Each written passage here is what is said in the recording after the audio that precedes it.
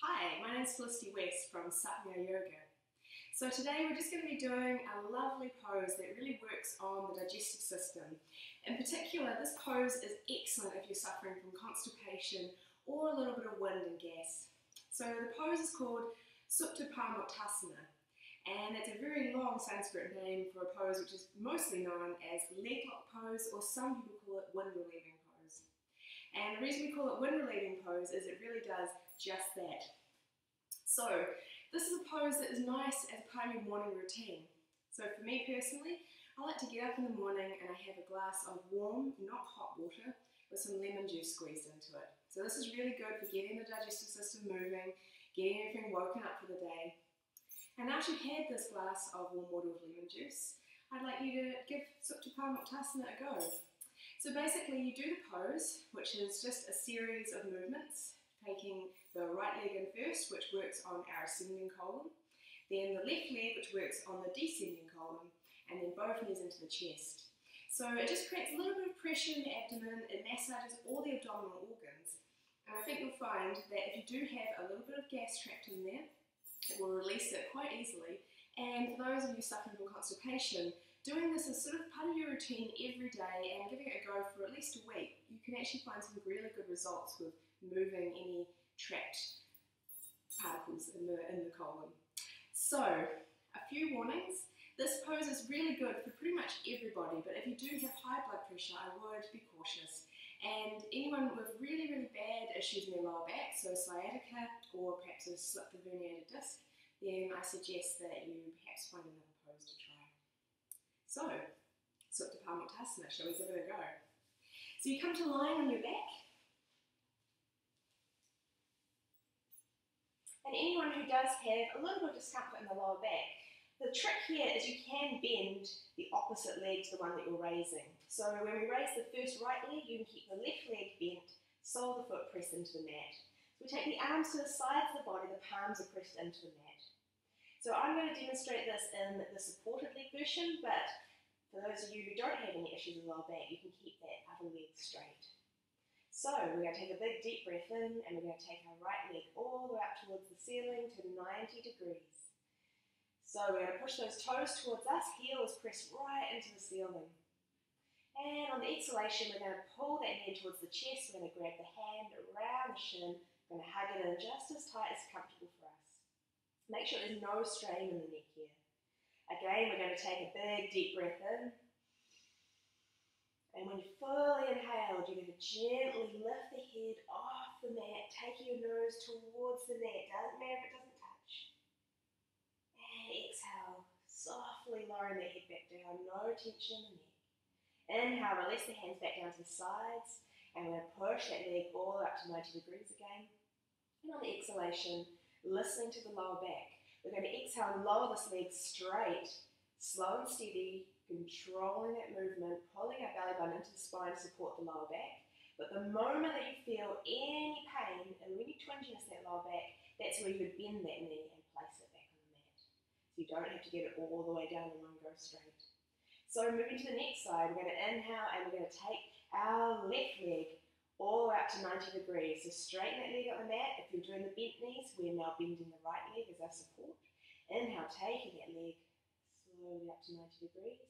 Toes towards you, heel pressed to the ceiling. Try to stretch out those hamstrings a little. And we're going to exhale, we're going to bring that knee in towards the chest. We're going to grab the hands around the shins and hug that in nice and tight. Big deep breath in here.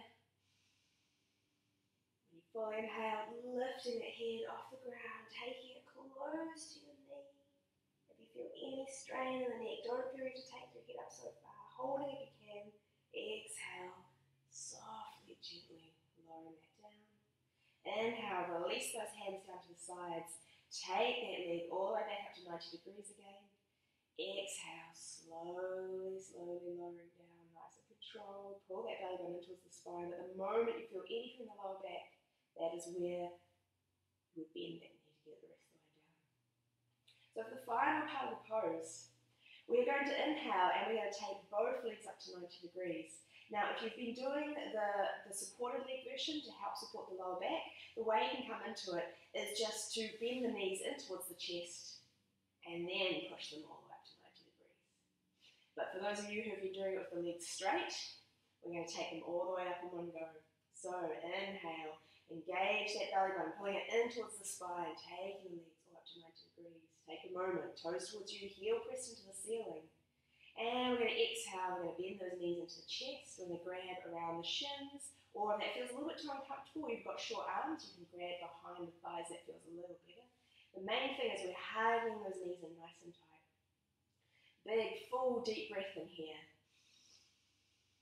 And keeping that air in the lungs, we're going to gently lift the head. We're aiming for that space between the knees. You may make it, you may be far away.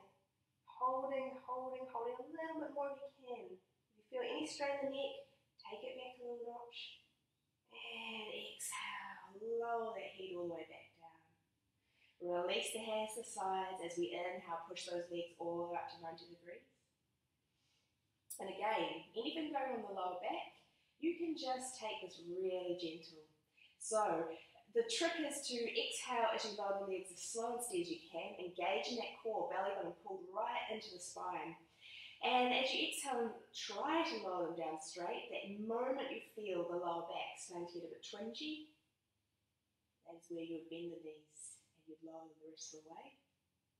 But for those of you who have got a strong core, no lower back issues, then grounding down for those hands and forearms as you exhale, engaging that core, slowly, slowly lowering those legs. They might shake a little bit towards the bottom.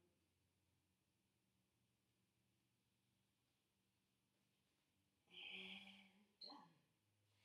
So, the trick of this pose, and the problem of doing it in a yoga class, is it does move wind. It is designed, wind relieving pose, leg lock pose, it is designed to push any feces through the bowel or any trapped wind through. So that's why we're pushing on the ascending colon first with that right leg, the descending colon when we're pulling in the left leg, and then pulling in both knees. It's a pose that a lot of people use on little babies to relieve wind. It just helps to release that pressure and release it from the body.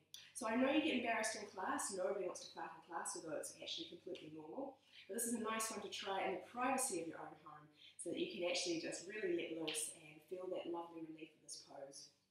And for those of you who are trying to use this pose for constipation, definitely commit to at least a week of trying it every morning. Your glass of warm water with lemon juice, go through Supta Pawanmuktasana, and then go sit on the toilet. Whether something happens or not, a bowel movement occurs or not, it's a good pattern to get the body into, and after a while you actually start to train your body to be able to have a bowel movement in the morning.